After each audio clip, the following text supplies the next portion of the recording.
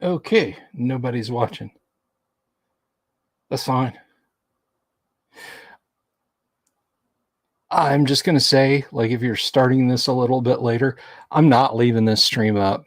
So I'm not going to say anything embarrassing or, anything like that, but I'm just like, not going to leave it up. It's just stupidly. Hello, all two viewers. Let me see here who you are. Hey, Vincent, how are you? All one viewer. Somebody saw my Bama swag and they had to leave. They had to run off. Mercurius. Hello. Hi. How are you?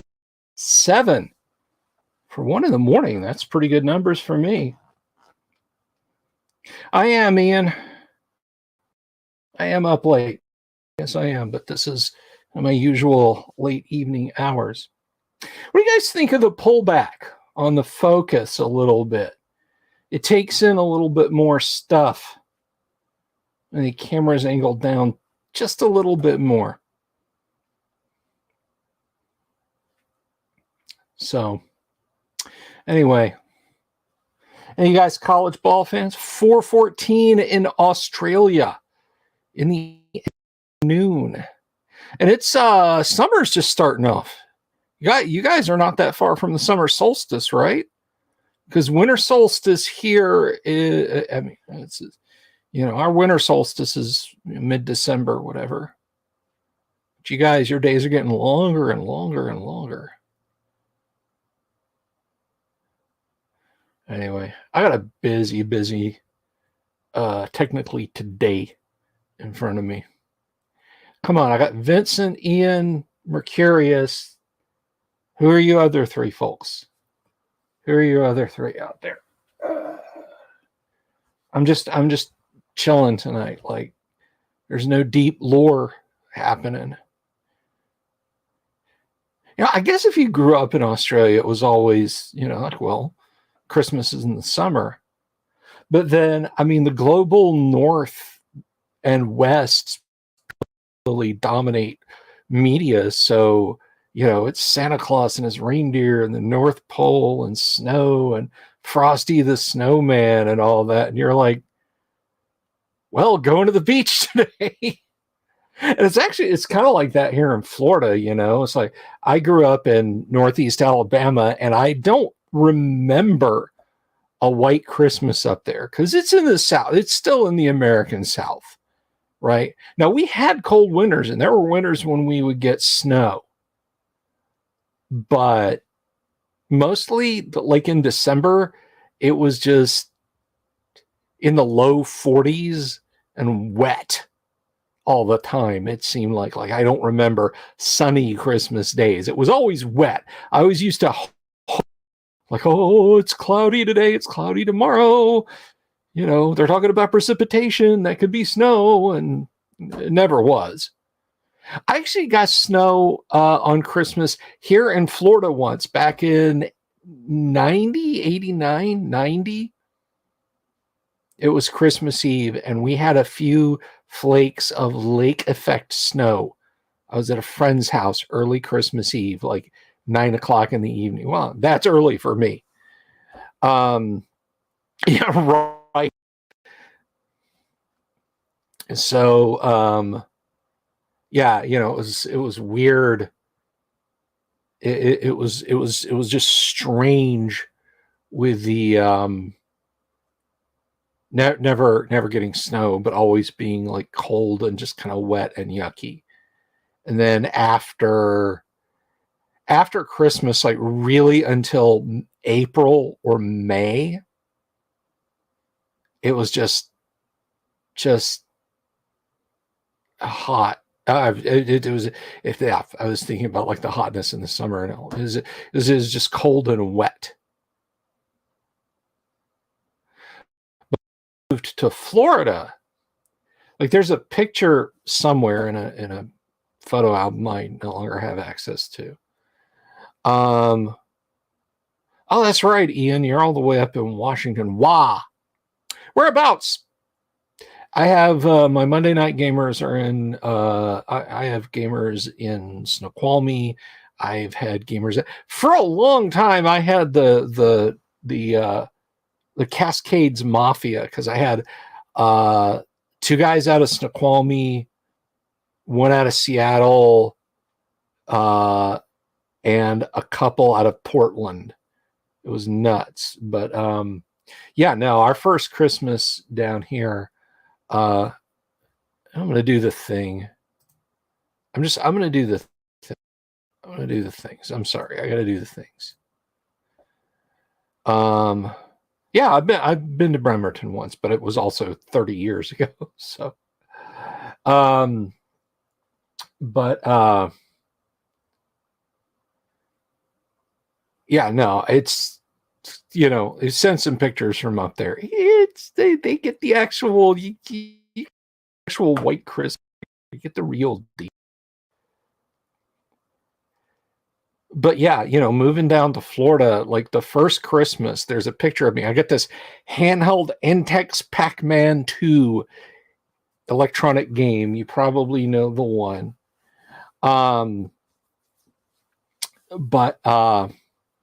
yeah, I got that bad boy, and there's a picture of me sitting on the couch, grinning like an idiot, playing it, and you can see our sliding glass door is wide the F open. Why? Because that winter, that first Christmas, it was like 75, which for a kid from Alabama, from Northeast Alabama, December, and it's 75 degrees, that's, hey, can we go to the pool? Can we go to the apartment complex pool? So there were a ton of handheld Pac-Man games, but right at that time, there was a VFD display, a like licensed by Namco Pac-Man game. And then there was one that a company called Entex made, Michael Dale, Over Hill and Over Dale. Over Hill and Michael Dale. Let me see if I can find it. Let me see if I can find it, because I'm all about the finding of things. By the way, this stream, etc., you know how it goes. You want to throw a super. If you're just stopping by, like maybe you came over from Twitter, click the subscribe button, click the bell icon for notifications. I love that kind of engagement, guys. What do you guys think of the picture? Is everything looking good? Because I took my DSLR to Thanksgiving.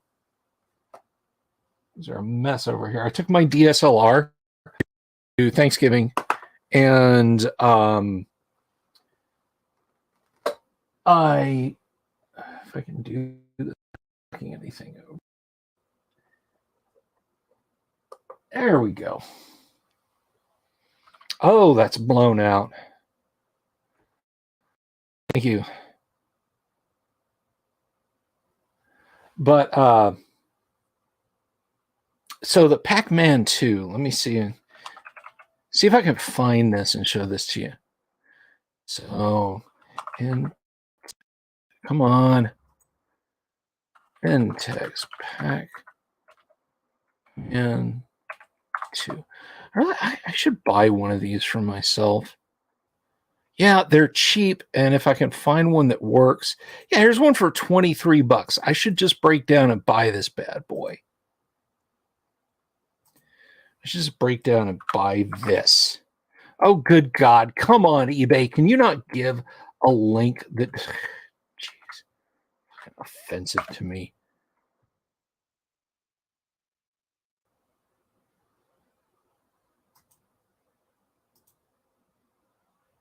Here, I'll see if this works. You guys can try and follow this. So this is the Pac-Man game that I got that here. And played the hell out of it. But here's the thing. You see those 3 red buttons on it? You see those 3 red buttons? They would snag the edge of the box, and I kept the box to keep it in. It came with this nice styrofoam packaging. It sat in, and then you just slid it into the box, and the buttons would snag. and it would switch itself on, and like I'd come home from school and it'd be completely dead. And 6C batteries or 4C batteries or 4D batteries, I don't remember which. That was money that we didn't have. So consequently, I'd end up having to do without for a long time, or I'd raid flashlights and get in trouble for that. But anyway, so there's a picture of me sitting green door and it's open, but I've acclimatized to Florida. And because I have acclimatized to Florida, like this, it's like 60, 70 degrees outside. And I'm rocking the Bama hoodie. The D&D handheld, funny story about that. I'm going to tell you, I think a holy roller or just some asshole kid got a hold of this, as I'll tell you. Do you guys remember outlet stores? I'm sure you live somewhere where there's an outlet mall, right? You know, you go to the mall and it's like, oh, look, here's a new pair of shoes. Well, they're awesome. One is a 13E and one is a 13. If you got skinny feet, it's not a problem. But anyway, we had a Sears outlet store and they sold stuff like that. My wife still has a coat she bought at the Sears outlet store in our neighborhood. Big, warm pink coat. And I remember I got my D&D expert set there and a crap ton of Atari games. But they had tons of RPG stuff because Sears was just sending all the unsold RPG materials because they did it for like 1 year. And then the moral panic got a hold of them and they started sending everything to the outlet stores. So our little Sears outlet got all that stuff. And so what Vincent is talking about let me see if I can find this. It was a little D&D game. It's not the board game. You guys can't see it. It's just on the other side of the Blood Royale box over here, which is blurry. There's nothing wrong with you. There's nothing wrong with my lens. It's a fisheye lens. It's a widescreen. It's a Panavision lens. Yeah, like I have $200,000. It is a widescreen lens, but because it's a round widescreen lens, it distorts on the edges, and I can't fix that. Yeah, Ollie's. Yeah. Okay, that's yeah. Ollie's. Who else? Bell's. All that kind of place. Let me see. Restart to install the. I don't think I'm going to restart in the middle of my live stream windows, but thank you just the same. Let's see. Anyway. I won't. That was my mic stand, but I've got a D&D Electronic Labyrinth game with all the pieces, but it's not that. You know what's funny? You can get one of those D&D Electronic Labyrinth games for about 40 or 50 bucks on eBay. The promo posters for those things I've seen go for like 200 bucks. Crazy. But this was. Dragons.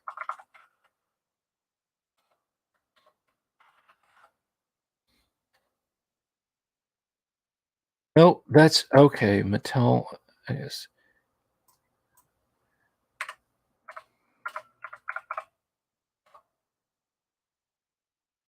Oh my God, there's the battery door from one.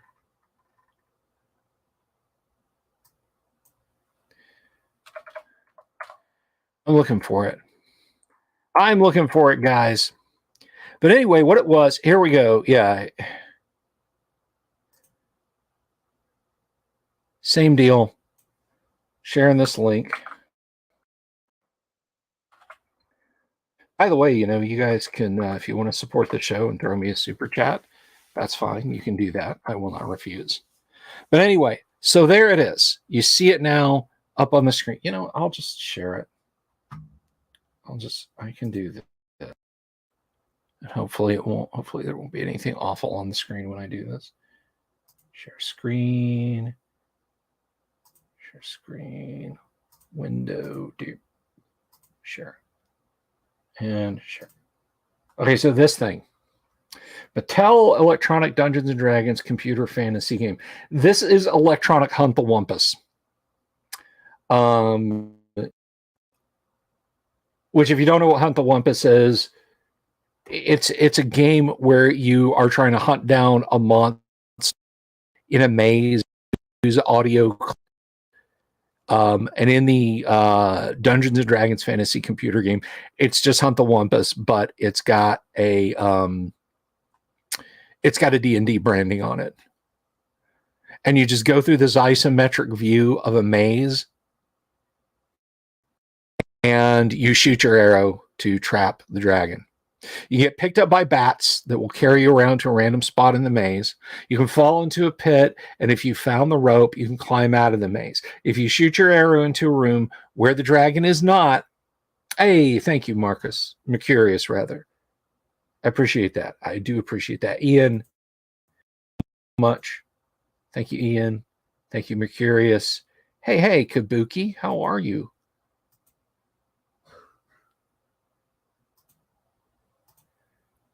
But anyway, I'm sorry. I don't mean to keep strobing those at you guys. So I go into the Sears, and there's a case lot of like 6 or 8 of these things. Case lot's how they ship stuff to retailers, right? It's in an ugly cardboard box. So I see these things, and they're in the electronics department, which was kind of a vague area of the store. No one of consequence. Hello. Yeah, I have the big one. I bought it a couple of years ago. Cool. Anyway,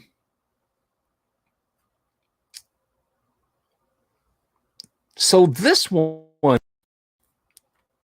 I'm like, I'm looking around. And I open the tab of the box because it's not shrink wrapped, it's not taped shut. And I slide, it's got a little flimsy plastic tray that holds it in place, everything, and I slide it out of there. And in the middle of the screen, there's it's not perfect. Basically, it looks like somebody took a screwdriver and just went pop and hit the middle of it. And then packed everything back up. I was like, dang. So I slide it off, fold it back together. I set it aside. I pick it up. Pick up the next one out of the case slot, open it, slide it open. Bang. Got a smashed spot in the middle. Looks like the same kind of impact. I go through the entire case slot. Bang, bang, bang, bang, bang. Everyone's been smashed.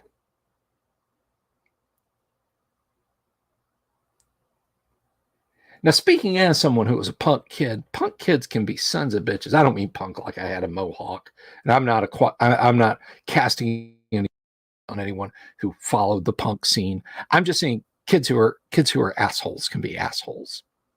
It's just going to happen. They were probably 10, actually, Kabuki. So yeah. I wonder, because this was around 83, I wonder if somebody, just like some moral panic fanatic, just came in there with their car keys or pick or, something like that and just smacked them. Or if it was, again, just some kid being a shit. Or if the store manager, like, they had some kind of weird thing going on with TSR, Sears did, or Mattel. And those, it's like, take these, they didn't sell, destroy them, and we'll write them off.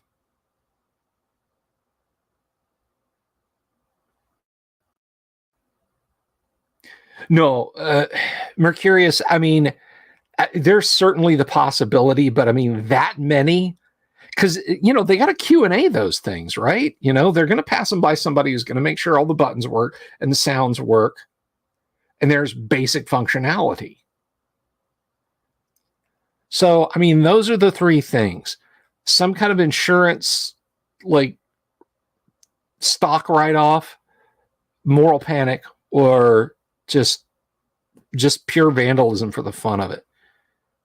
And also, it was $19.99, and at that tender age, $20 was well beyond my reach. But yeah, $75 dues. Are there any more of those? And there's one for 50, but it's just, there's nothing else. And you can see, I don't know if it's just kind of a bad photo. Here's the thing, though. Old LCDs will go bad. Old LCDs will absolutely go bad. Oh, there's one that's only 52. But yeah, look at that. The board game, the Electronic Labyrinth, is the instruction, or is that the whole thing? Is that just the instruction manual? Just the instruction manual. The thing you can find a PDF of with like 2 seconds of work. $100 right there. Do people not, and do you people on Discord not see that I am on YouTube right now? I'm in here getting mad stacks.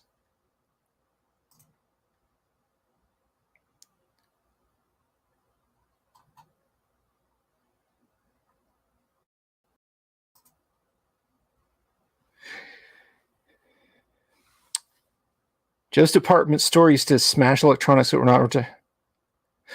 It could be the same thing, GR. Could be the same thing. That sucks, Vincent.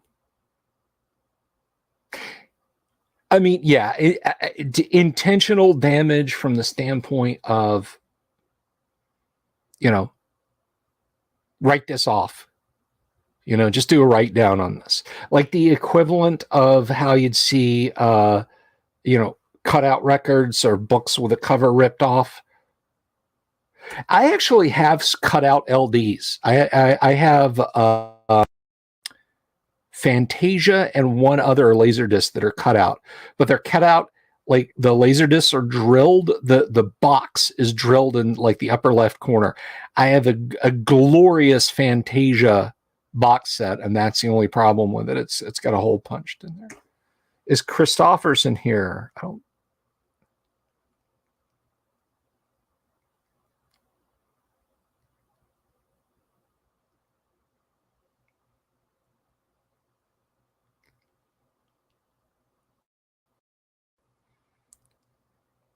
Records that were on the back of the cereal box. Hell yeah, I had some spooky records.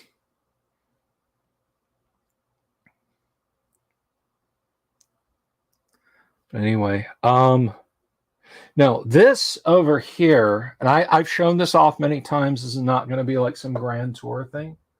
So don't open it up. We want to see the pieces. That's not going to happen, guys. And woe betide the burgeoning young hobbyist who attempted to paint the metal minis in the D&D electronics set.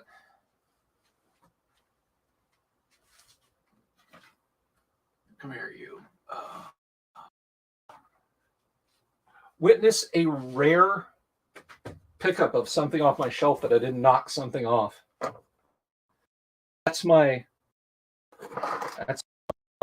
set. And it was complete except for 3 wall pieces. I found an STL for them and printed them. So I have all the walls now. Just 3 are printed, pre-printed.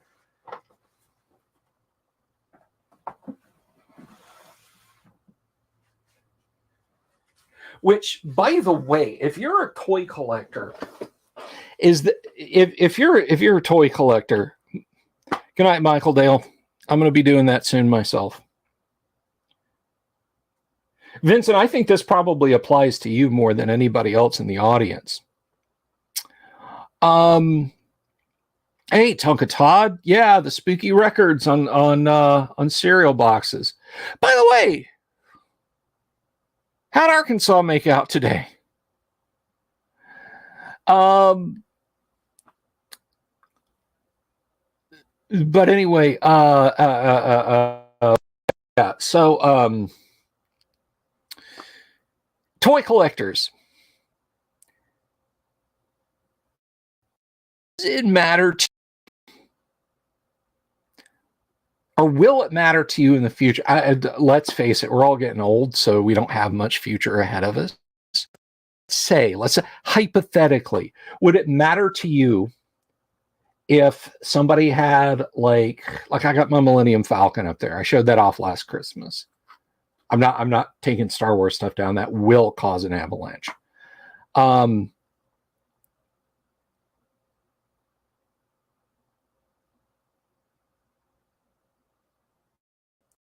But will it matter to you if you get a toy or something that is repaired with a duplicate 3D printed part?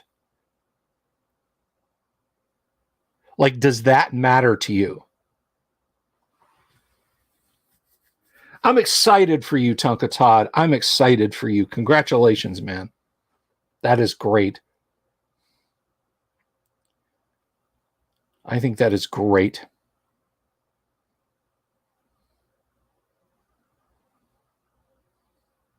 It's like, one of the things you kind of discovered in the 90s, right? If you were a kid that hoarded all your Star Wars toys, was they're essentially worthless. Unless you've got an in-box Star Wars toy or an on-card Star Wars figure from 1978. Because my mom and dad, all the boxes, all the cards, that just got thrown out. Like my Star Wars figures were loose inside of a shirt box, cellophane taped down to the inside of a shirt box. I would have no idea what I was getting. They opened them all up, taped their little guns down next to them and everything, and it was neat, and I liked it. Yeah, I got a few Car Wars are in here. I got that big giant Steve Jackson Games Deluxe Car Wars box.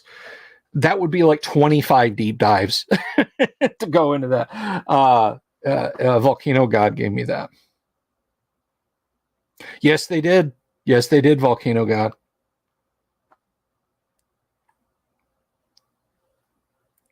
Is that what they call a KSU game, Farmageddon? That is awesome. I'm going to start watching the game just for that. Farmageddon. Holy shit. I love that. Oh, I said a dirty word. Can I get a super to cover the demon that's going to create? Yeah, we all did. We all lost the lightsabers, the guns, the belts, the capes. So yeah, I think there were a lot of people that rolled into like science fiction toy stores with their Darth Vader head full of all the figures, missing parts and guns and all that jazz, and we're like, $500. Don't try and undercut me. I know what I got. And the guy's like, no, I'm that.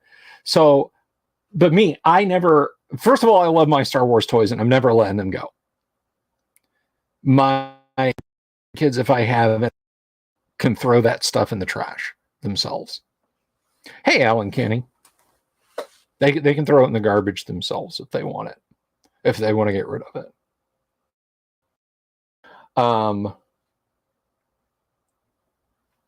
But I do like I want Lando to have his blaster. I want IG-88 to have his blasters. I want Yoda to have his belt. So what am I going to do? I'm going to get some ABS like 3D resin because there's STL files out there, and I'm gonna print those STL files.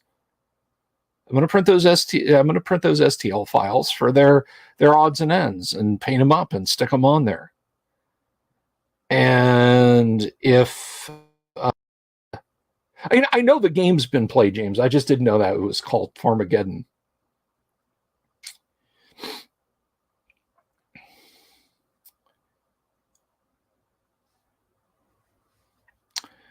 But yeah, no, I'll get I'll get stuff printed out and so on and et cetera, accessories and that sort of thing.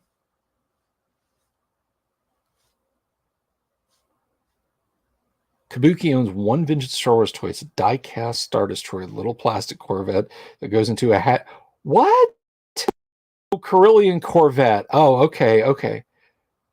Yeah, the miniature Star Wars toys I thought were like super cool and sophisticated when I was a kid, but I never like, ooh, gosh, I could not fathom like trying to double dip on my parents. Like, I like the action figures and stuff, but I really want the little die-cast metal ones.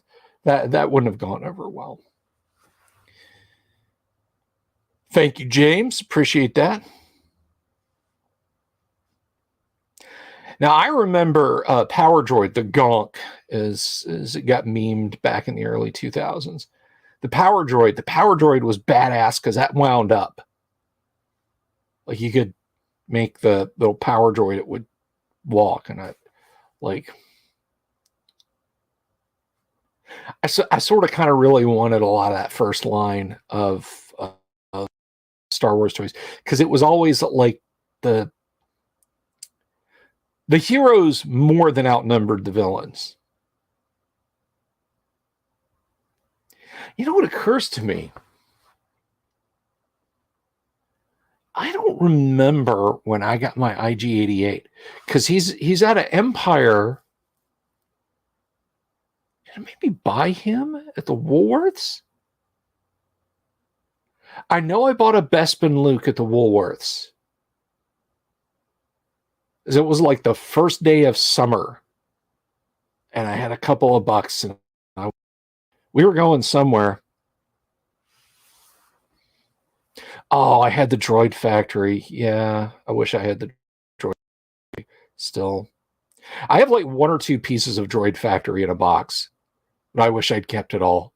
I really do sincerely wish my Droid Factory, which they then reused for Jabba's droid torture chamber. It was like the same molds and everything, just a different color of plastic and with a couple extra accessories that came with it. I remember those action figures. But yeah, no, I had dreamed of getting, and because like at an X-Wing, how cool would it be if I got a TIE fighter? Well, I got the Millennium Falcon, and who was I to bitch about the Millennium Falcon? Because you guys can't see it. I keep referencing it up there. But that thing's like 2 feet diameter. I was just over the moon when I got that. I used to just measure, just take the measuring tape and be like, I can't believe this thing is 2 feet in diameter.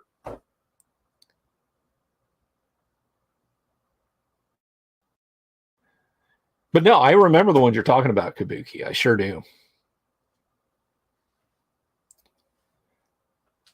The big figures, I feel like, were not aimed so much at the G.I. Joe set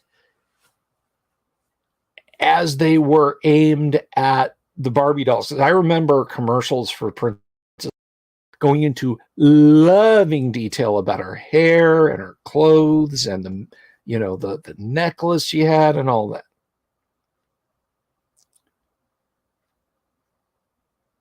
Oh, that's sweet, Alan.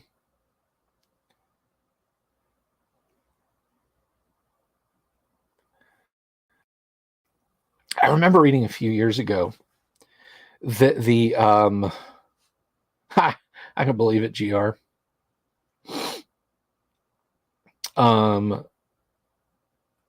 Mother's focus groups wanted the Millennium Falcon to be a playset. Now, if you don't know what a playset is versus a vehicle, basically a playset has like elements of like a little village, Like there was the Hoth play set, right?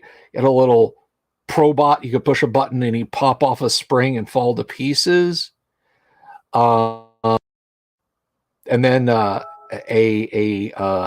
turret. You know, they had the towered turrets, and you could do the same thing, cause that to spring off.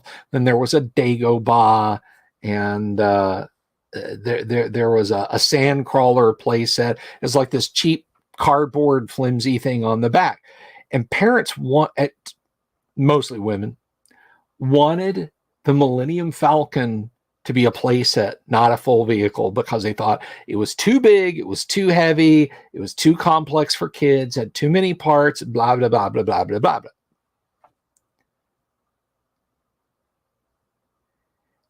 And I don't remember who it was, if it was Lucas, if it was the toy designer himself, or if it was in the overall, who basically vetoed that shit. They said, no.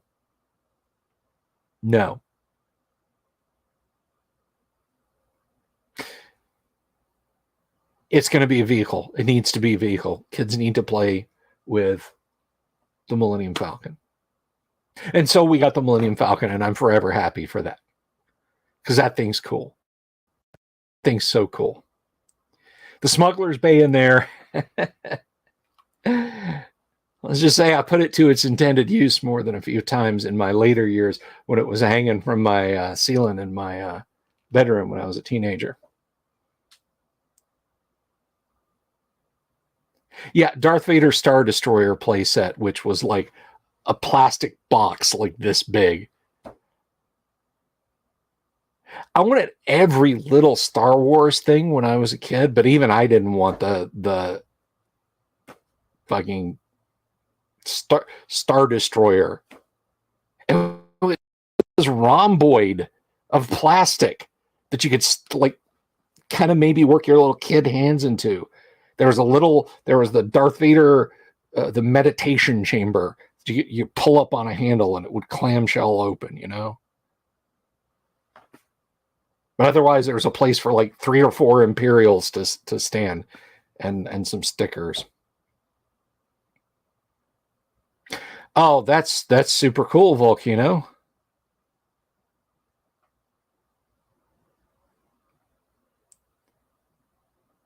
The Dianoga, that's what that's called, Kabuki. The Dianoga.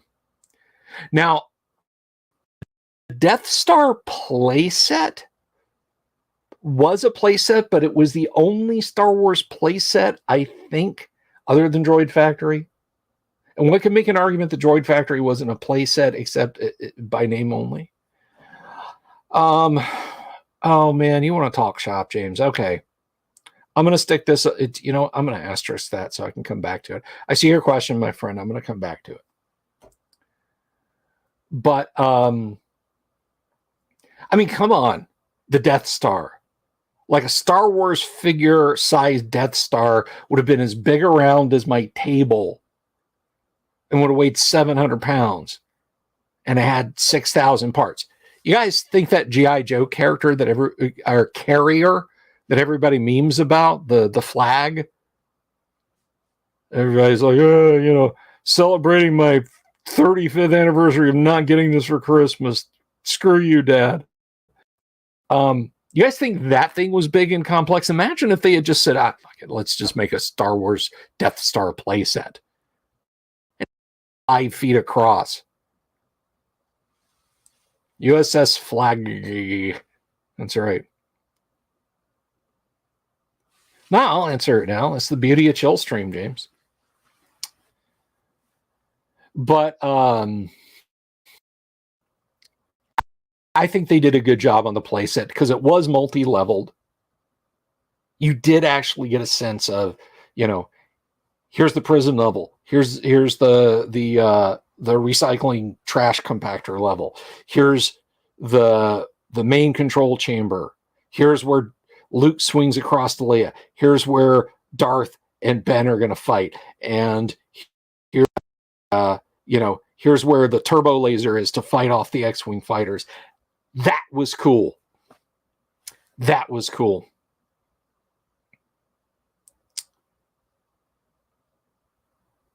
Yeah, if you were really careful and an extremely skinny kid because the flag floated, you could lay on that thing in the pool. I think, maybe. So Osric, I mean, mechanically, they make their best guess at how initiative and surprise works, which is all I do. Put this up on the screen because James wanted to talk shop. I'm just teasing with you, James. I love you, brother. As a mountain dungeon, there you go, Tuckatod. That's repurposing. It's yeah. I mean, you know, armor classes go in the right direction, spells do the right things, all the classes are the same. There's no monk or bard, or at least I know there's no monk. That should be in there. Honestly, you know, I think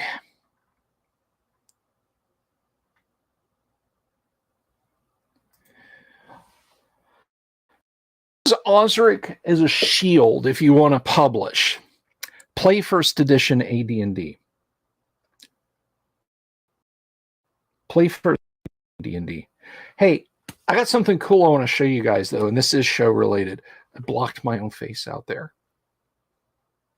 And I want to push it out, make it bigger. You people. What do you mean, you people? What do you mean? What do you mean, you people?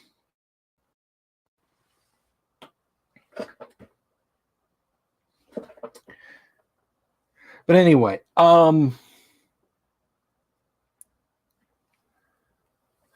so did you guys or have you guys been enjoying, if you've been around the show for a while, have you guys Dr.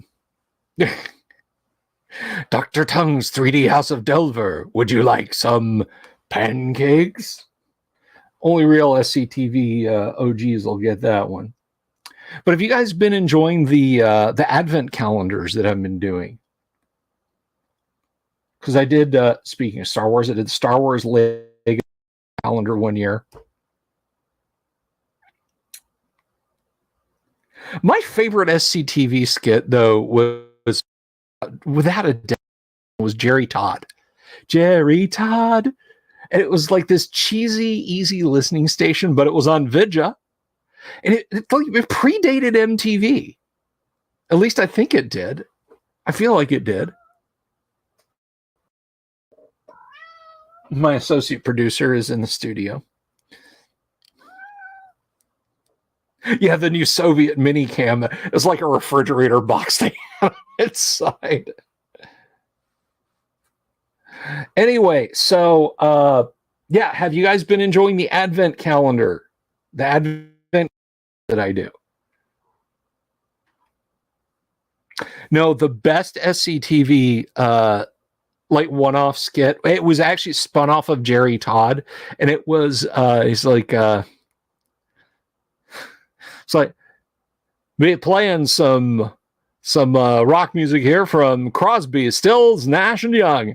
And they go over, and there's three of the members of SCTV doing a pretty fair impression of Crosby, Stills, and or of Stephen Stills, Graham Nash, and Neil Young, like playing what sounds like it's going to be Ohio, you know, that protest song. But the camera pulls back, and on the left is Joe Flaherty, his absolutely amazing impression of Bing Crosby. You got to check it out. You got to check it out. It's hilarious. Anyway, every show was funny. I can't think of a single person on SCTV who didn't at least once or twice have a good bit. Advent calendar's coming. Advent calendar's coming back to the show. Our friends at Dudragal, we've talked about them before on the show. This is not like a paid endorsement. I just like Dudragal stuff. They're dice. So Dudragal, my wife has acquired a new advent calendar of dice from Dudragal. Look at that. So we're going to be doing that, even if I do lesser live streams once we kind of get into December, which is almost certainly the case. We got advents We got Advent dice. That up.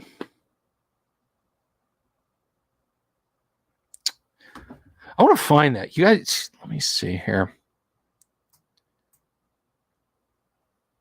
Gotta find that.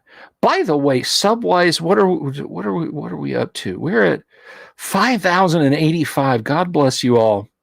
Thank you so much. Put the word out there, guys. Get people. If you haven't already, please do like and subscribe. Rick Moranis doing an impression of George Carlin was so dead on it, freaked Carlin out. Yeah. You know, I gotta. This kind of sticks in my craw.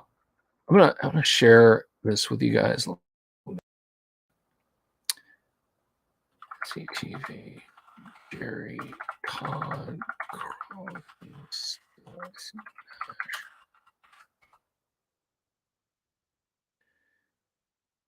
You know, let me share that.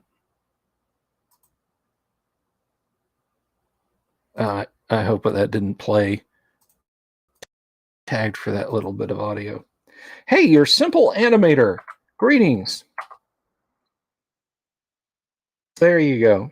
Check that out. Take care, Todd. Peace. Thank you. We're going to need luck against Georgia. I don't think we get past them. Honest truth. Diehard Bama fan. I bleed crimson. That's how hardcore Bama I am. I will bleed crimson if you cut me. But I don't think Bama gets past Georgia tomorrow. Army Men Initiative. Yeah, you exist, brother. Hell yeah.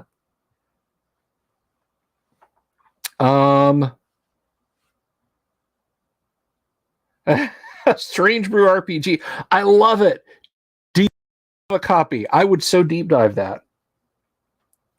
Stripes is great. Stripes is phenomenal.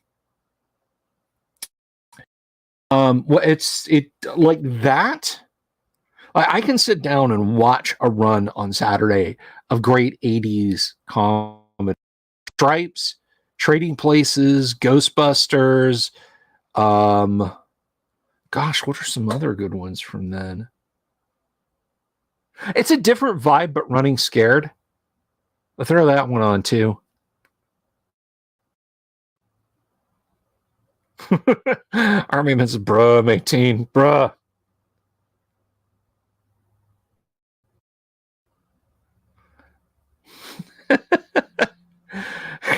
All right, you kids, settle down. Settle down out there. Groundhog's Day. Yeah.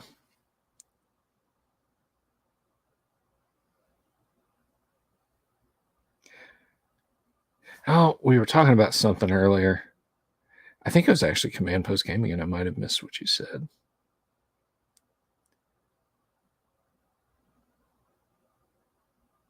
Oh, I'm going to ruffle some feathers with this.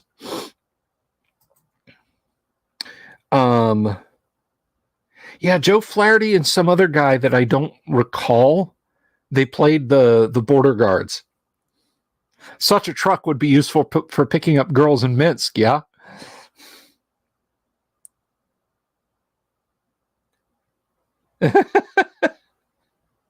Well, subscribe, Army Men. We got fun stuff around here. If you like old grognards talking about old grognards things, thank you. Namaste, young man. I guess Groundhog's Day is all right. Here's the thing. I'm going to hold forth on this and probably catch a lot of flack. Here's the thing. Got my ass kicked once in Wisconsin CPG.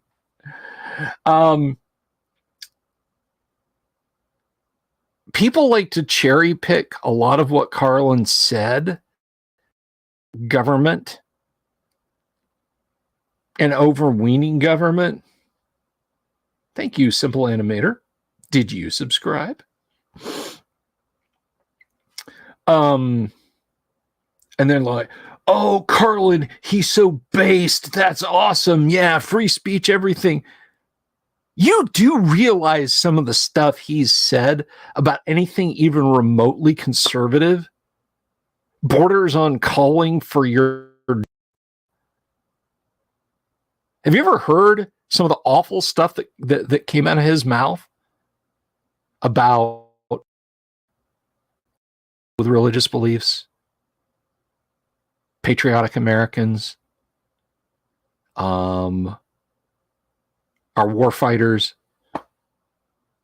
Yeah, it's real fun to cherry pick through people you don't like when they occasionally say something nice. Not me.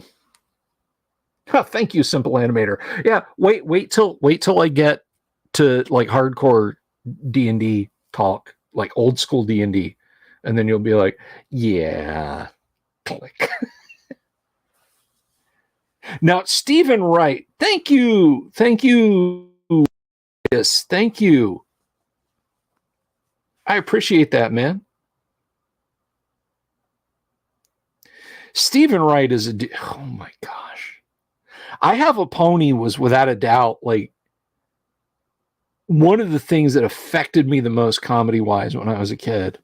Stephen Wright was just, it's like everybody that listened to comics when I was a teenager, like a young teenager, was into Chong. You getting audio clipping? Maybe it's because I keep like doing this and leaning away and stuff like that. Mic check 1 2 1 2. I don't see a signal disconnect notice on anything. So, like minor lag, that could be your internet connection. I'm 5x5 over here, Kabuki. Yeah. Well, here's the thing. Up until the 70s, George Carlin was a really funny and forward-thinking comic in terms of his bits. They were just fun. They were good, wholesome comedy. And then at some point, he just like went straight into, you know, if you're not, I will say that the way the Overton window has moved, yes, now a lot of what Carlin did that was like very left-wing back in the day would be viewed as mid or right-wing points of view, particularly his attitudes on free speech. There is stuttering in the stream. I'm sorry, guys. It's not me. I adore Sean Young.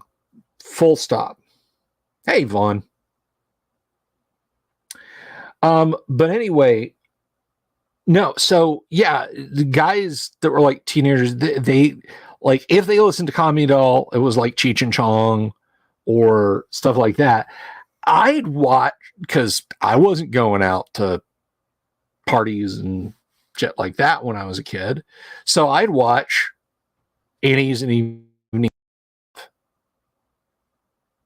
and you know, I'd see these young and upcoming comedians. You know, guys like Stephen, guys like Jeff Foxworthy. You know, Jeff Foxworthy getting 2 minutes on a basic cable TV show. Wrap your head around that, right? Poor PJ Souls. Yeah, Cosby.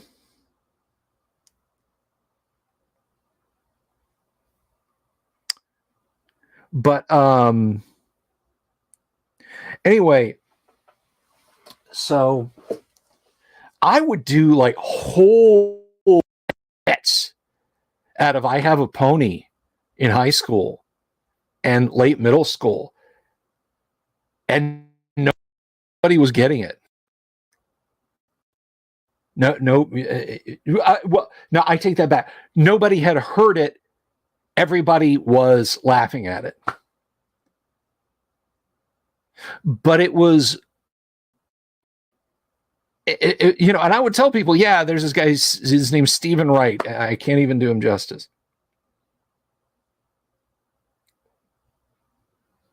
I did, Vaughn. I absolutely did.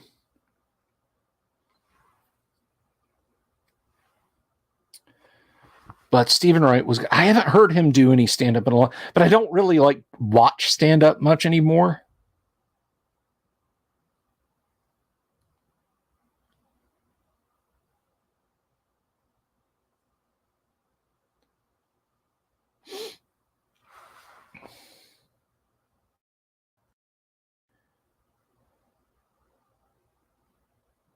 Oh man, I'm sorry. Did I maybe not?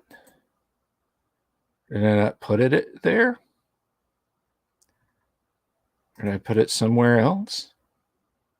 Huh. That's weird. Bluetooth bar.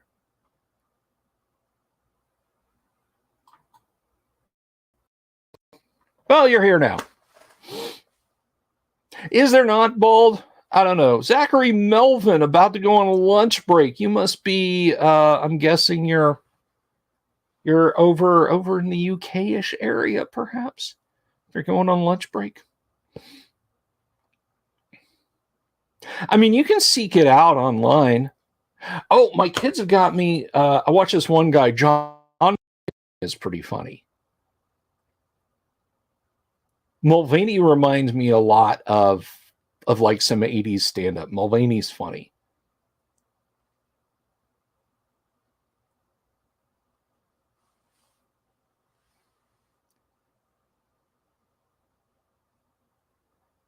There's a funny bit that Chris Rock does that I can't mention at all about how he feels about people of his own ethnicity. That's as close as I can get to talking about it. And it's a shame because he doesn't do it anymore, because a bunch of people who feel hostile towards people of his ethnicity have used it as a springboard for their talking points.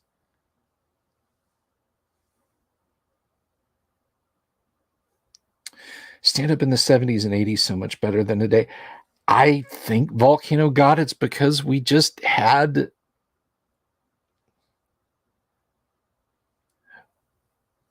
felt okay to laugh at each other. You know? We just felt like we could laugh at each other. I feel like around, sometime between 2008 and 2016, it just became, haram to laugh. And I've watched what tries to pass for modern stand-up, and I'm like,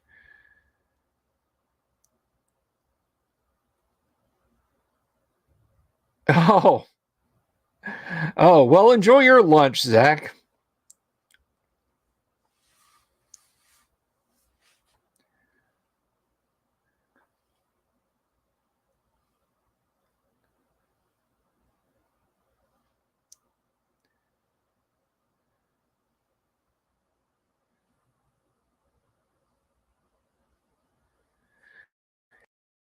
I just feel like we lost the ability to laugh at one another.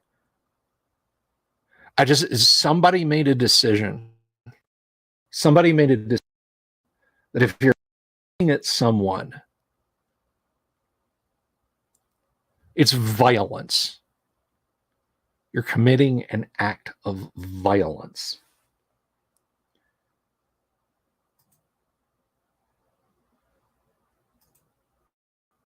I don't understand it. I don't understand it.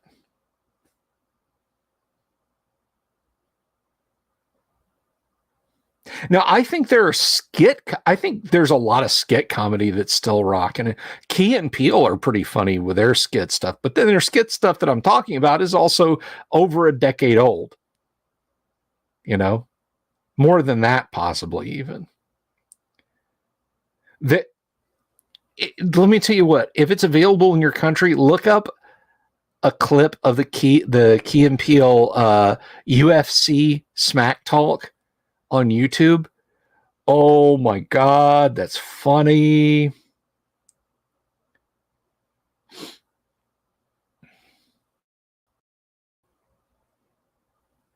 Not legendary. I don't think there's I was talking about that guy, John Mulvaney, that my kids are watching, and he is like, I was laughing till like my face hurt at some of his stuff, but people aren't going to be talking about John Mulvaney in 40 or 50 years. But understand, we also come from a time of comedy records. Hands up, who owns comedy records? Not do you have a comedy show on your DVR that you never want to delete. Really, sucker? Got to get an extension cord so I can plug that into the strip. Anyway, vinyl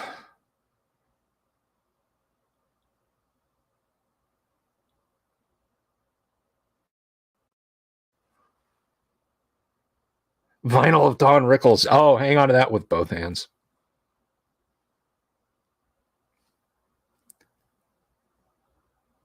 College football name skit. Yeah.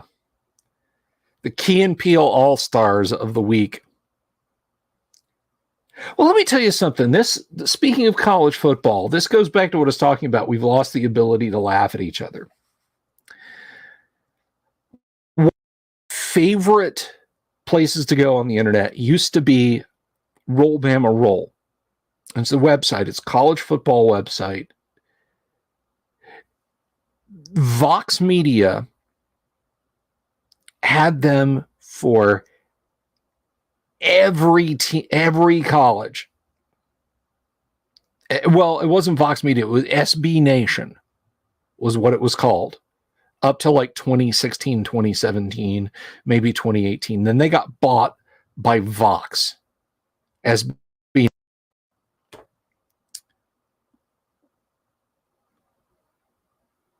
And my eye, that's a funny one. Get out of my room. I loved Get Out of My Room. But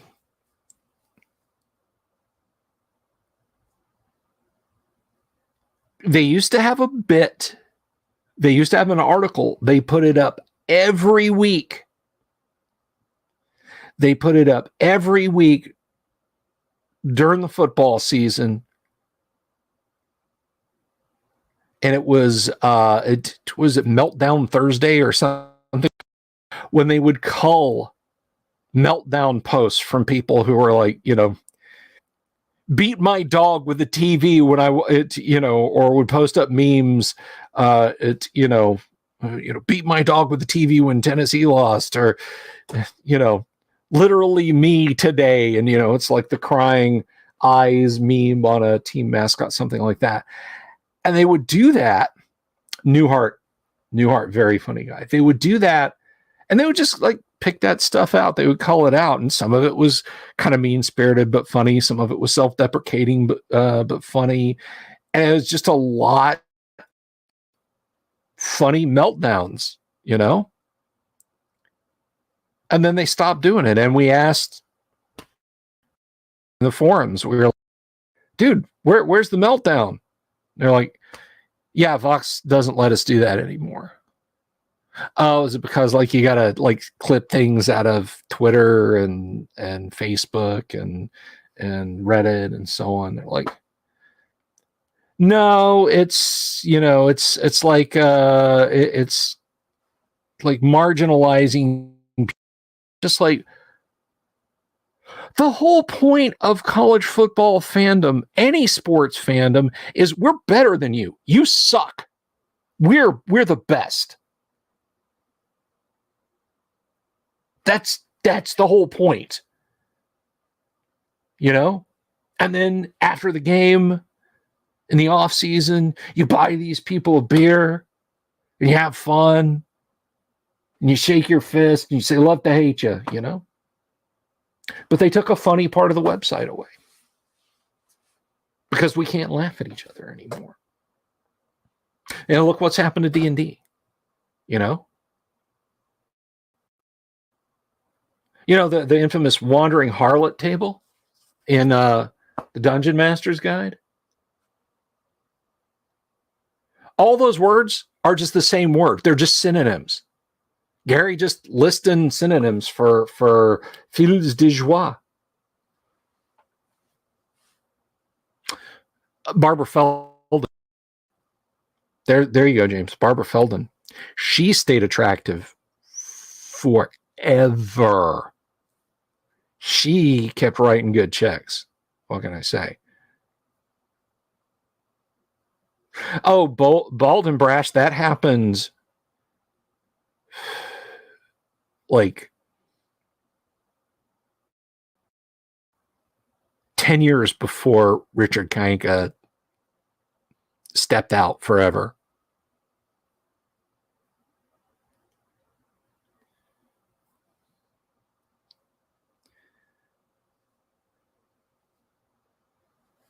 But I mean, so you can't have that in modern D&D because that's, hate speech against people who do that kind of work or something. I don't know, man. I don't know.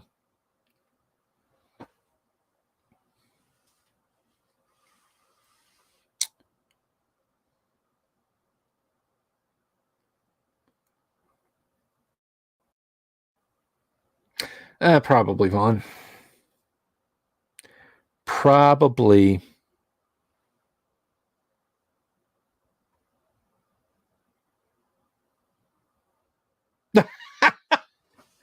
See, what happened, Volcano God, was in 2012, they switched on the Large Hadron Collider.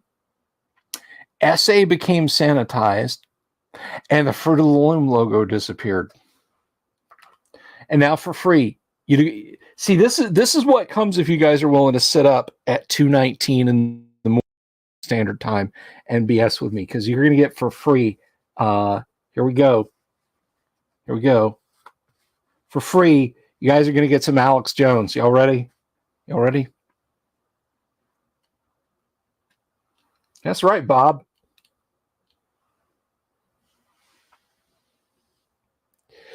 I tried to warn you, people. They turned on the Large Hadron Collider. And I tried to warn you. You know how they turned it on? It wasn't with the switch. It wasn't with Microsoft Windows. It wasn't with an Apple Macintosh. Blood sacrifices. That's how they turned it on. I tried to warn you. You wouldn't listen to me. And look what's happened. Something awful. No longer funny. No longer allowed to be funny. As the global left is taking it over. But I'm here to tell you something, people. The evil will not triumph. What do I do, oh Lord? Tell me, what do I do?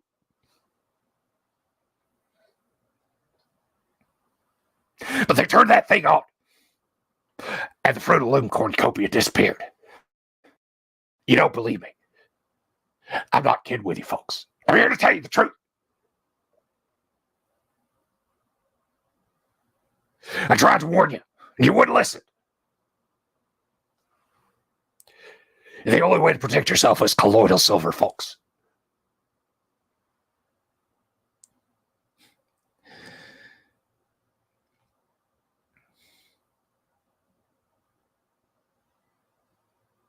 I think you mean Alex Jones. Did I say Alex Ross? I might have meant. But he's chaotic stupid.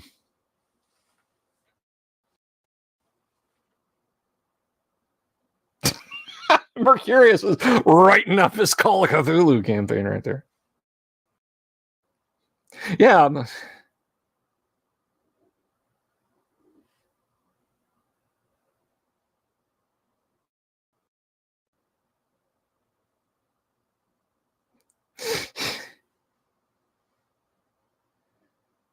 No, you didn't, Volcano God. You sure did not. Stop.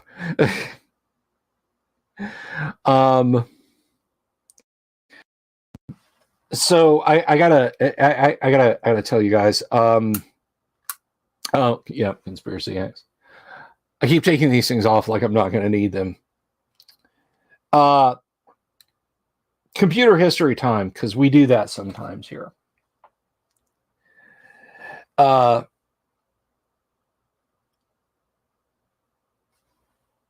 So if you go back, if you go back, you can look up. There's a video from 1968 done by Douglas Engelbart. It's called "The Mother of All Demos,"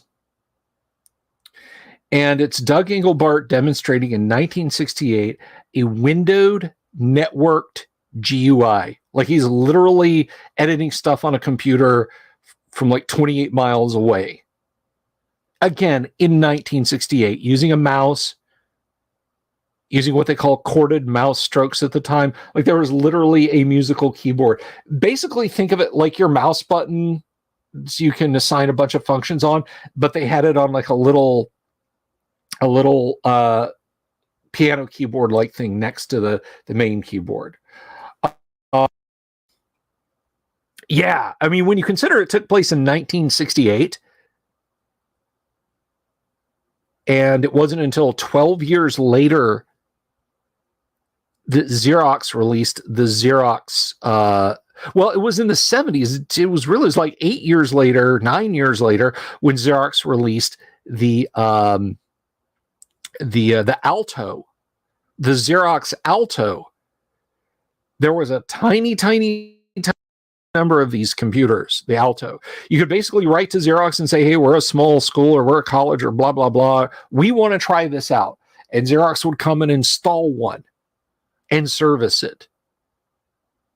And you could use it and you could play with Altos or whatever the operating system was. We'll see you around, Ian. And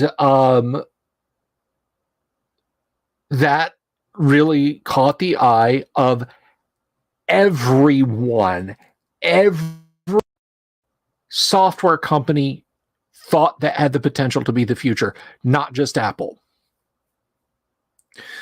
When Mac OS came, first of all, Xerox released the Xerox Star, a commercial product with a window GUI in 1980. It was horrifically expensive.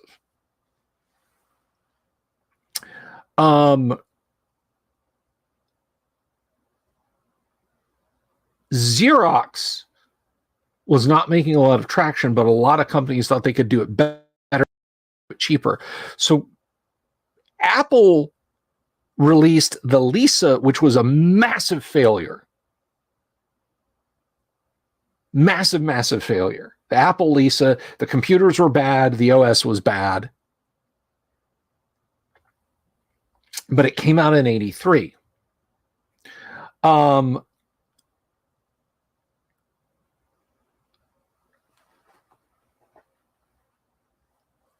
Yeah, the Lisa was a Lisa with a hard drive was like $13,000. But there were a lot of competing computers all struggling to get out. Apple didn't innovate. Apple just got there just a little bit quicker. So right around the time the Macintosh debuted, which was also a failure, I should point that out. The 128K Mac was a failure. There was GEOS was under construction. Chaos, which would become Amiga OS. 10,000 Smackaroos in 1983. In other words, a quarter price of a house. I mean, a decent family home in a middle-class neighborhood. Oh, yeah. Kabuki. Apple's 8-bit stuff was going gangbusters. Jobs had to literally choke 8-bit stuff. Like, you would be fired if you were caught working on innovations for 8-bit stuff around the time they were pushing the Mac.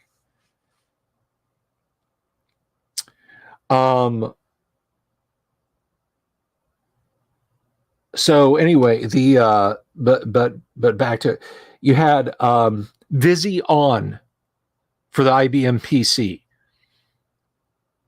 which, look it up on YouTube, Vision, amazing, incredible stuff. And it all came out right around 1984, 85. You had Amiga OS, you had that really terrible GUI that ran on top of CPM and the Atari ST, which was rushed out to try and beat the Amiga out. You had a lot of competing GUIs.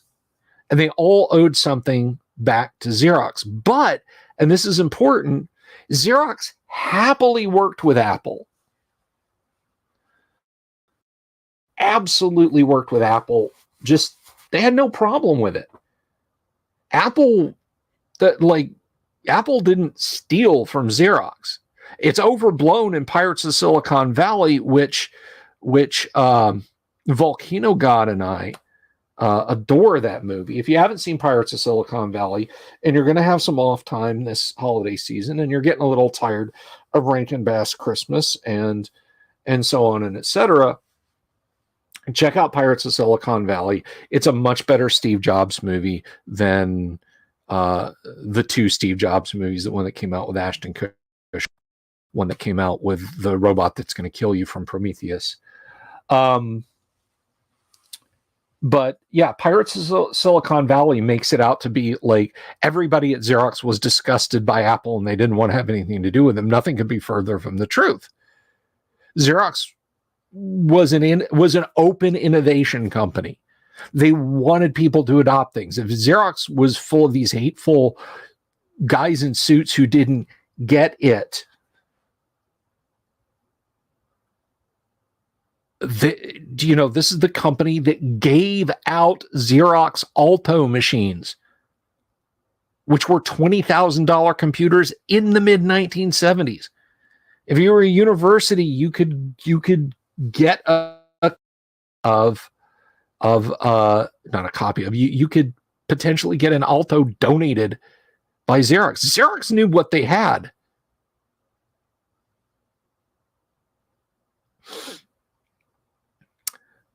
If they're stored in good condition, James, dry storage, temperature control in the 80s at the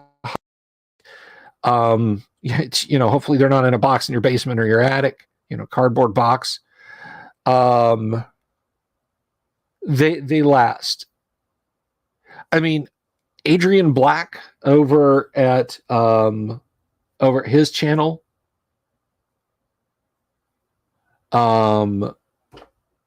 there's so many restorationists who get vintage software and just put it into hard drives that they have rebuilt, and it'll run just like that. You are not misremembering Volcano God.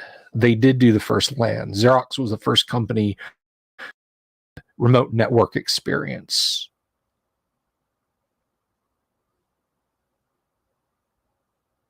Yeah, gold box games, man.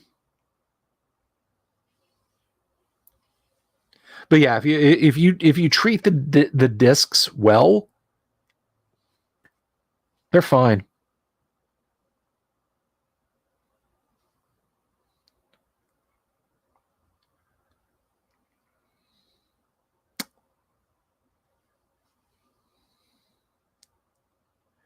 But anyway, I don't want to talk about old computers anymore. Just got to, I don't know, somebody upstream mentioned something about the Apple and Xerox, and I had to get off on that. But anyway, I got kind of a busy day later today ahead of me. I'm probably going to turn in soon.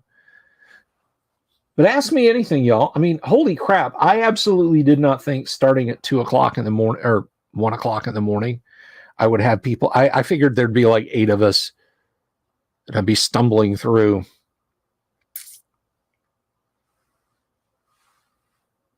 I should also point out that if SGI had tried even a little bit, we'd be using some form of IRIX on MIPS machines. You almost are. I should point out something. If you have an NVIDIA video card in your computer, you are basically using an SGI supercomputer mated to a Intel machine. The combat wheels, I have never seen one like the actual ones, like the ones that they sold in the UK and the ones that you got in Dragon magazine. But the PDFs are out there. The most sexy computer ever made is the Silicon Graphics Tezero. It came out in 2006. It was around $200,000 for a fully kitted out model. And it was at the time, an ungodly beast of a computer. Nowadays, 12 core, 13th gen i7 will bag around 64 gigs of RAM, and SATA is faster than SCSI fiber could ever hope to be. And if you're talking about M.2 SATA, yeah, just forget about it. And the video, it's not even close. Yes, I have used 8-inch floppies just once, one time.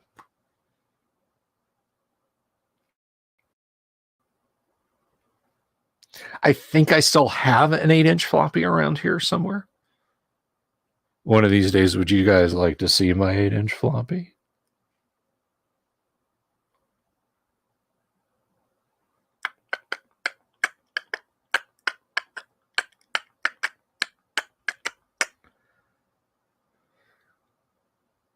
James Seymour, old school, using punch cards. In the 90s, I was using IBM S390 mainframe computers, and they're running JCL on top of MVS, and JCL still thinks that it's moving cards. JCL will still report at the end of a job run, process this many cards in this much time. Because as far as it's concerned, you're feeding it a stack of cards. Which, by the way, 80 columns is standard in computer displays. It became standard in computer displays because of punch cards, because punch cards are 80 columns. Zip disks were pretty kick-ass.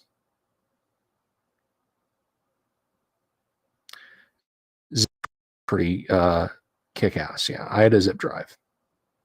I never had a crashing zip disk. And the click of death, I've heard so many explanations as to what it was. I've heard that it was communicable, that if you got click of death on your disk and you put it in somebody else's zip drive, it would hammer its own head until it bent, trying to read the bad data off of your drive. Yeah, I must have gotten exceptionally lucky. I had a external parallel, which I literally could have picked up the ones and zeros off the disk and laid them inside my own hard drive manually faster than that fucking thing went.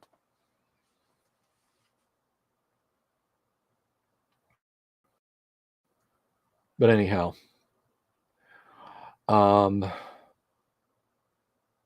yeah, just never had a problem. I mean, Apple sold computers, like Apple's like color Mac line for a long time came with what they called a super disk, which was just a zip disk. I lusted after Jazz disk, but apparently Jazz disks, like, from what I later heard, had the potential to self-destruct. But I mean, back in, 96, the idea of a removable 1 gigabyte cartridge drive was just like, what? I actually talked in my writing job in the early 2000s. I actually talked to iOmega on the phone. I interviewed some people from iOmega. They hadn't completely been eaten yet. Was it they went to Adaptec? And then, of course, Adaptec just went away a few years after that even. But have I ever played a TTRPG that I outright disliked? Yes. I got to say that I don't like Exalted at all.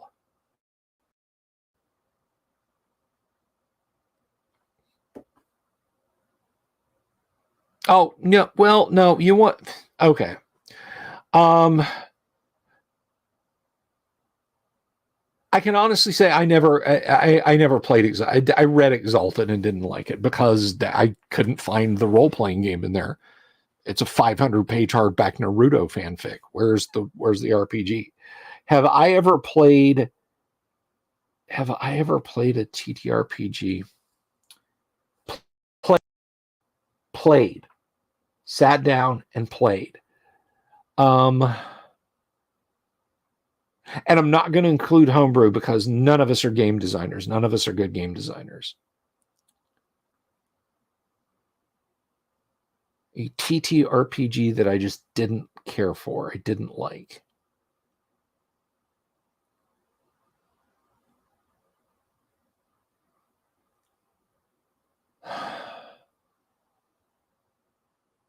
I would say in the overall, I don't like Rollmaster.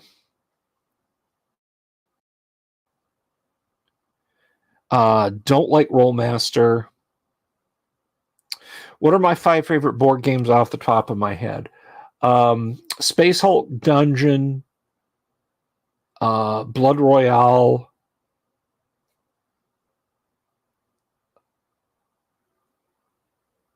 I actually like a good game of Monopoly. I just haven't played it in 35, 40 years, maybe. That's 4.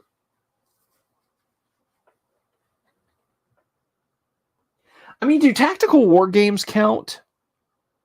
Because they have boards and they have pieces, but not. I think when we think board, we kind of think of going around. Take Space Hulk off that list.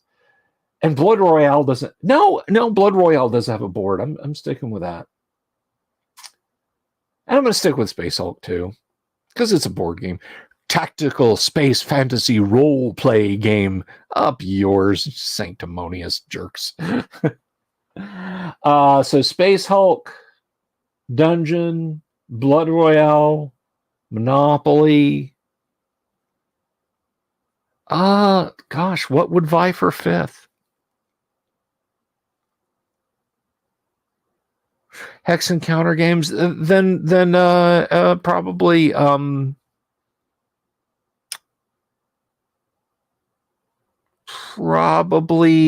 it's a kind of a coin flip. I like the feel of Heavy Gear better than the feel of Battletech, but I played way more Battletech than I played Heavy Gear. Hero Quest. You know what? I like Hero Quest a lot. Have I played enough Hero Quest to give it the appellation of favorite board game? I don't know that it's fair to do that. Oh, Axis and Allies is a good one. Hero Quest is the best game ever.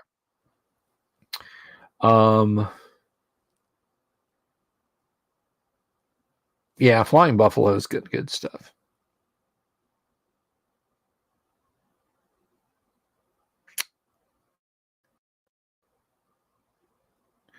But anyway, the hell was I talking about? Kabuki kept interrupting on you. I'm just teasing you. Oh, we were talking about. Yeah, screw that. The Bard. Love the. Oh, you mean Bardic Broadcast? Did I ever play Nuclear Armageddon? I did not. I sure did not. Was not at Gen Con. Never went to Gen Con. Never been to Gen Con. I always wanted to play. I was Supremacy, but I never got around to it. I thought those Abrams tank counters you used for your tank divisions was badass.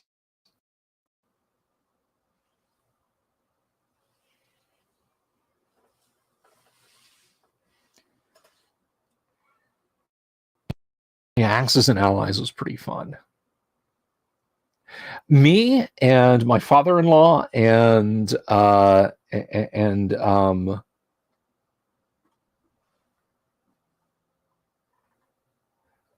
me and my father-in-law, and it was Volcano God. I was trying to think.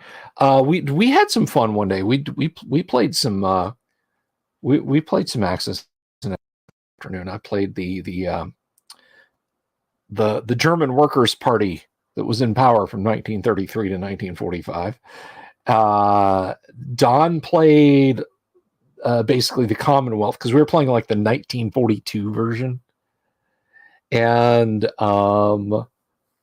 Volcano God played the Russians. I turned around and curb stomped the Russians and got spread out so thin that I basically got massacred with an attack from the West.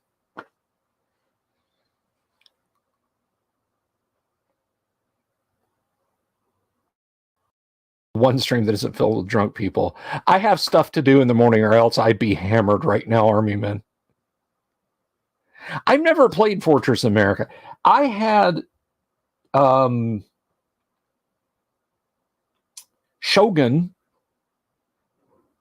from Milton Bradley, because they had like their master something line of games. Shogun and Axis and Allies, but I never got Fortress America, and I regret it to this day.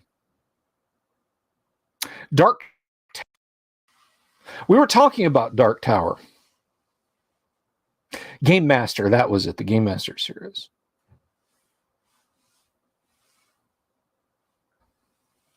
Oh, Army men, I'm sorry. Big ups to Army men. Shout out to Army men. Renamed to Samurai Swords and then to Ikusa. Yeah. We'll call it Shogun, James Clavel's estate. No, you're not. Yeah, well, we're going to call it that anyway. We're going to keep calling it that. That's just the name of like a feudal knight in Japan. That'll happen.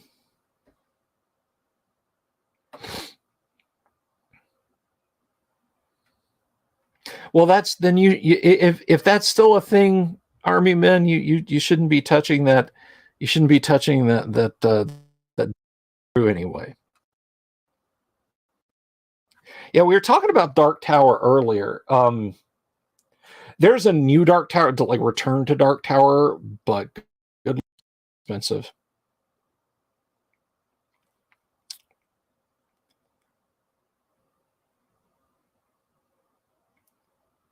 You know who had some good games was Yaquinto.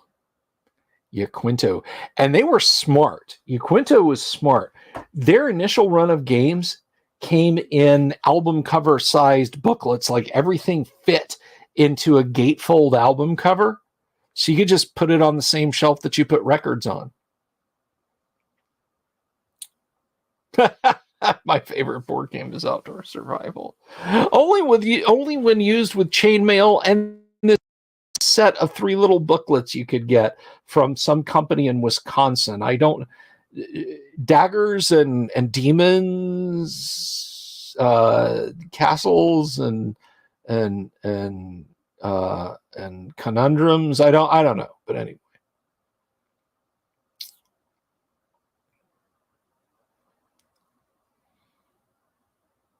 Yes, the Dark Tower that Orson Welles advertised for. You will take your turn at the right time. No, that's not it.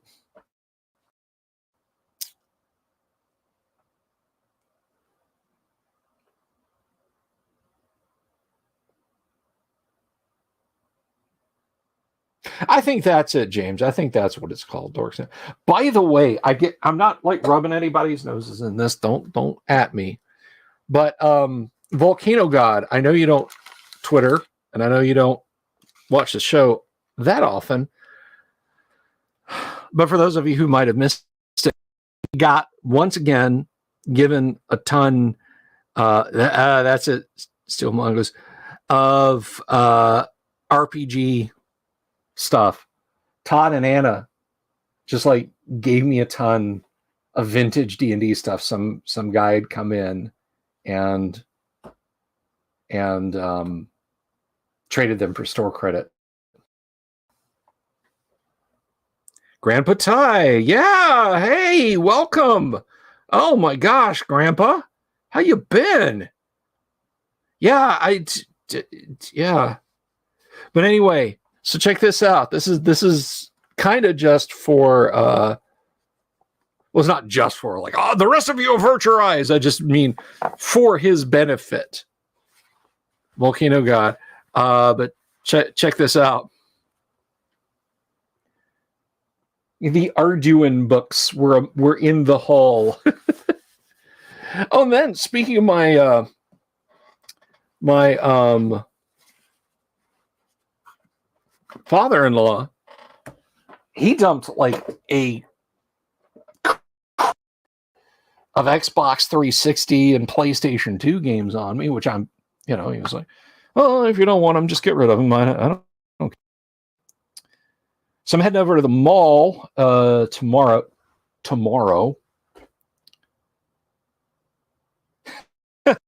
That copy of Deities is no, I'm well past 13 now.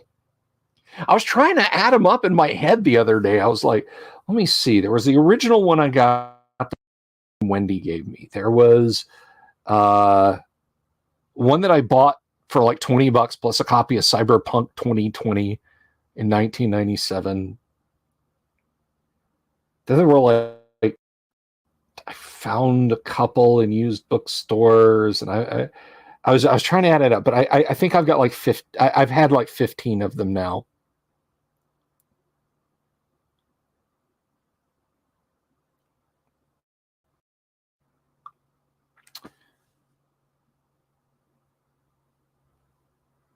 That's some truth there. Army Amendment Initiative. Volcanoes speaking truth. Not me, Vaughn. Not a fan of Rollmaster.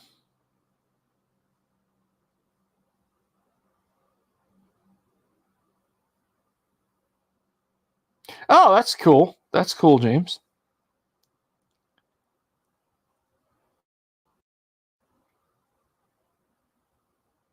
That is very cool, Grandpa Ty.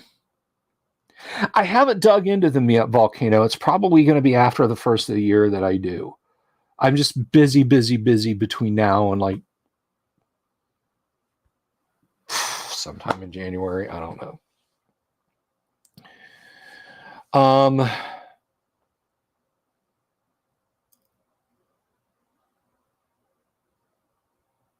No, I mean, I find it too clunky. I've talked about MERP and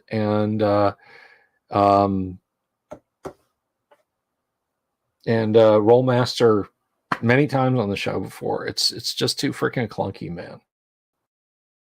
But anyway, no, I was so he gives me like a ton of Xbox 360 games, so on and etc. A PSP and a bunch of PSP games. He's like, "Oh, here, you can have this." Got a Sony PSP now. How nice. I don't know, man. Arduin. This is like the 3 booklets, booklet 1, booklet 2, and booklet 3. So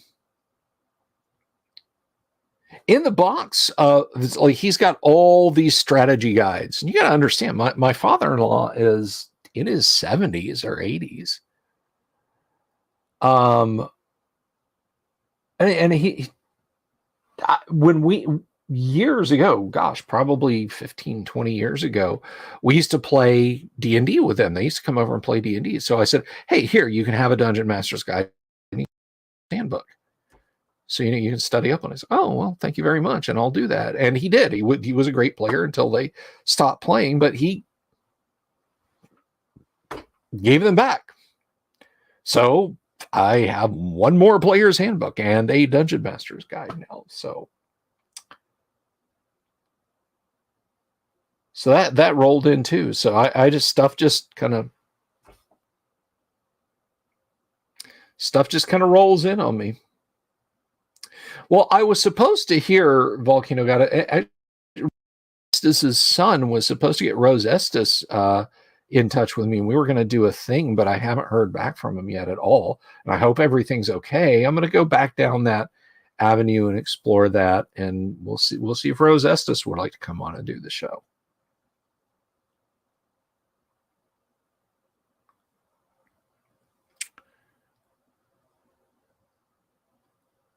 But anyway, let's see. Yeah, it's 3:00 in the gosh darn morning. I've been going for like 2 hours now. So before I forget, let me just say a big thank you to Mercurius Aulicus for the $2, Ian Bartosh for the $5, and Mercurius is like, did you just sign up tonight, or is that like an anniversary? I don't remember, but anyway, I want to thank everybody who did that. That was awfully nice of you. And I'm not going to leave this stream up. So, like I said, so if you guys have anything in passing you'd like to ask me, let's give it 5 more minutes. 5 more minutes. Oh, thank you, Grandpa Ty. We are, let's see. Can I back up? Can I go back to my creator page? Will you please let me go back to my creator page, YouTube? Yes, you will. Wow, 5,087. So we've gotten some subs. Thank you. I'm not done yet, Zach. I'm not quite done yet. Unless you're going. I understand it was your lunch break earlier there.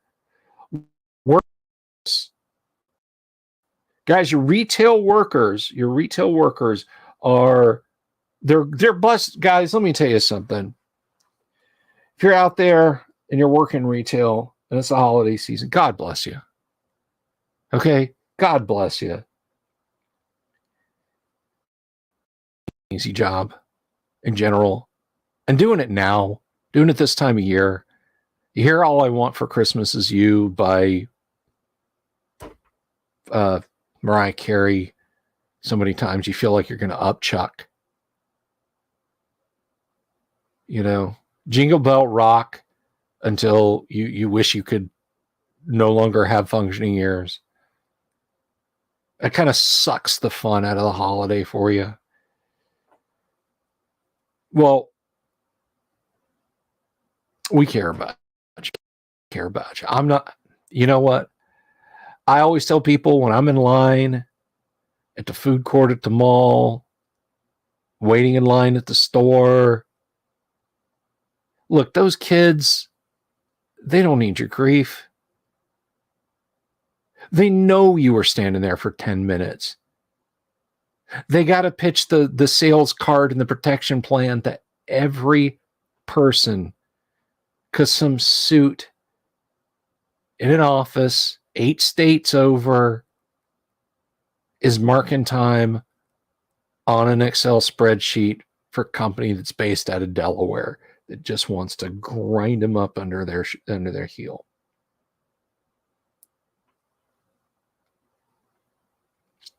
My best anti-black pill on Star Wars. The first 3 movies are incredible. Rogue One is actually pretty good, and there's tons of stuff still to be found and discovered if you haven't gone down the EU path. And enjoy it. Enjoy Lucas Star Wars for what it was.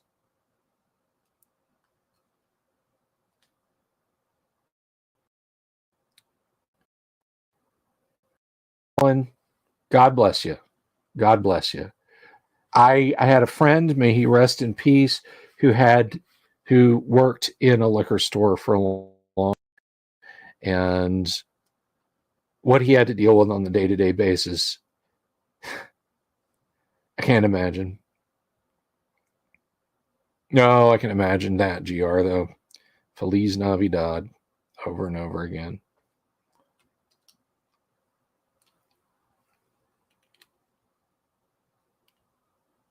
The prequels, they're all right. I mean, in my opinion, the worst part about the prequels was testing positive for Jedi. I didn't like that.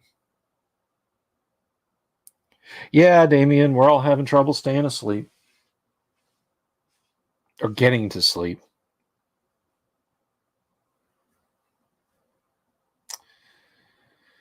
So be nice to the people across the counter from you, you know? So what? You had to wait minutes to get your Chick-fil-A, to get your great American hoagie and curly fries. Just be chill, okay? Be humans to each other.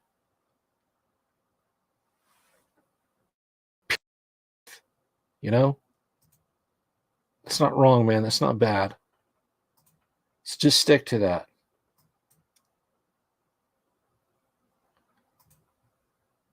And with that said, guys, Steel Mongoose been hitting the weights. What with a name like Steel Mongoose, you got to, right?